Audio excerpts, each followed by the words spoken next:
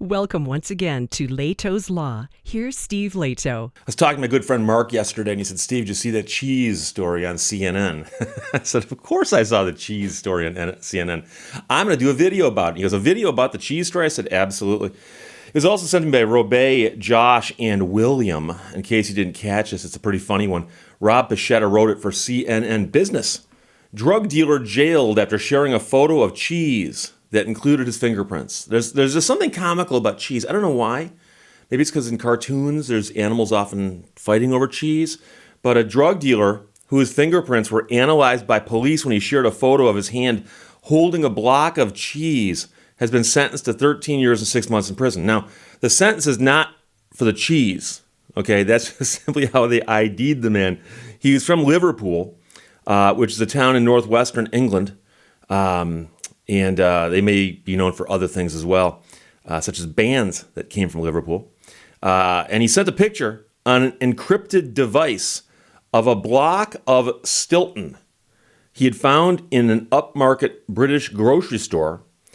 And this is according to the Merseyside police press release.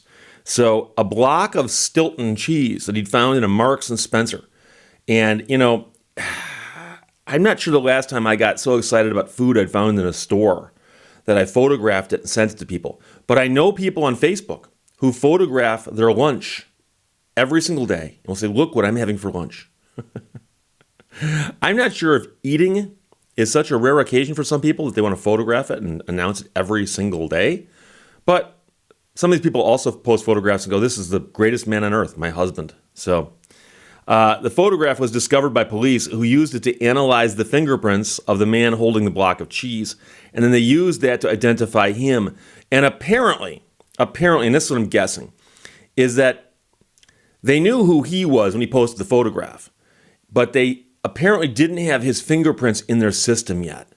And apparently they did have fingerprints that were connected to some kind of untoward activity. And so by looking at the fingerprints in the photograph and comparing them to the fingerprints they had on file of an unidentified person, they put them together and magic happened. So the man's love of Stilton cheese led to his arrest. And I'm not a cheese connoisseur, so I can't tell you what Stilton is. In my mind, there's like, pizza cheese. And then there's like grilled cheese, which is a sandwich. But I understand there's, Swiss and whenever I go to a restaurant and they say, "Would you like cheese on that?" I go, "What are my choices?" And the second I hear Swiss, I go, "Boom, Swiss," which is bland, I know. So the man was jailed on Friday after he pled guilty to conspiracy to supply a variety of drugs. And I'm not going to go down the laundry list of them here, but there's quite a few, some of which I'm not even familiar with. He sent the image of his hand holding the cheese on Encrypted, an encrypted messaging service used exclusively by criminals that was infiltrated by police in a major operation last year. So, you got the TikTok for the kids, you got the Facebook for the old fogies, and apparently you've got Encrypted for the criminals. And I'm not sure how they would vet you in advance. Like, you want to use this app, confirm, check this box. Are you a criminal? Yes, no. So it'll say, like, are you above 18 years of age? Are you a robot? The answer to that one's always no, by the way. And then, are you a criminal? And apparently here you check yes, and then you get to use Encrypted. The man was involved in supplying large amounts of Class A and B drugs, but was caught out by his love of Stilton cheese after sharing a picture of a block of it in his hand through Encrypted. That's a detective inspector explaining what happened. And I love the British usage there of he was caught out.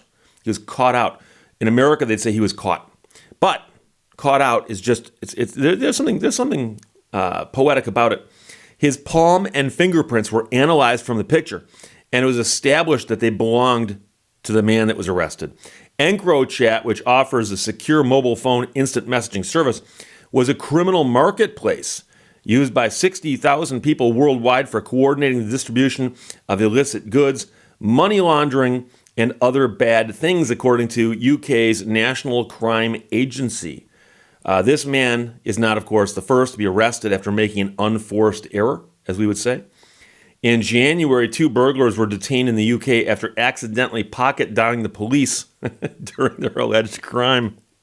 And an officer in Staffordshire, Central England, labeled the thieves the world's unluckiest burglars and likened them to the ill-fated crooks in the movie Home Alone. Back in 2016, two equally unfortunate robbers held up a McDonald's in France, only to discover that 11 armed members of an elite paramilitary force happened to be eating inside. So, yeah, it's best laid plans of mice, men, and cheese connoisseurs. But, you know, it's a crazy story, and it just shows you how far technology's come. The idea that if you take a photograph of your hand, they can look at the fingerprints in the photograph and get a good enough image off of them, almost as if they'd printed you yourself. And that's a mind blower right there. But, you know, speaking of unfortunate criminals, I actually knew a guy a few years back who was a sheriff's deputy in California.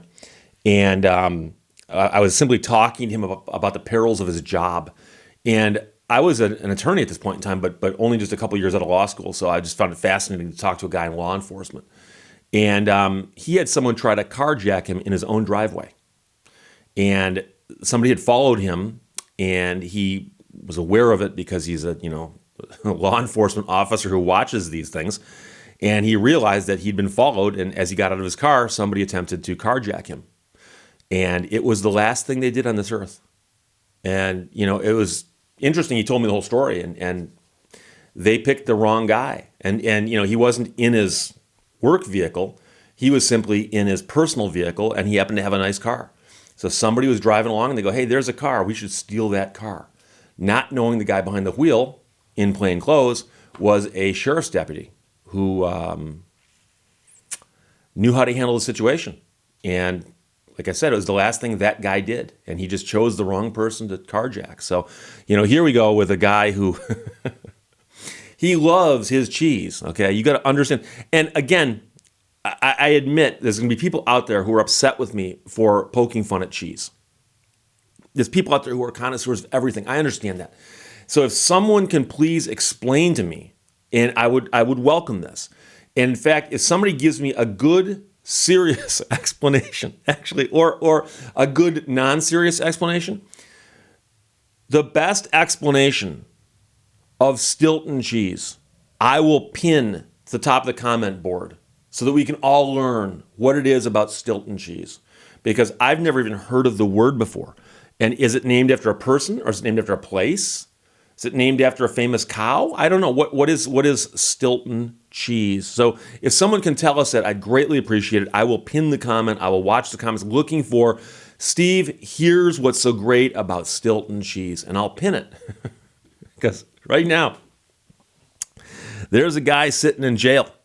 And he'll be sitting there for a while because he loved that Stilton cheese so much that he took a photograph of it. And that was his undoing, as they say. So, again, Robey, Josh, Mark, William, thanks for pointing it out to me. Drug dealer jailed after sharing a photo of cheese that included his fingerprints. And yes, it was Stilton cheese from Marks and Spencer. Rob Bichetta wrote for CNN Business. Questions or comments, put them below. Let's talk to you later. Bye-bye. Thank you for watching Lehto's Law. Thought bubble. When Canadian robot lady drives her car, does that make it an autonomous vehicle?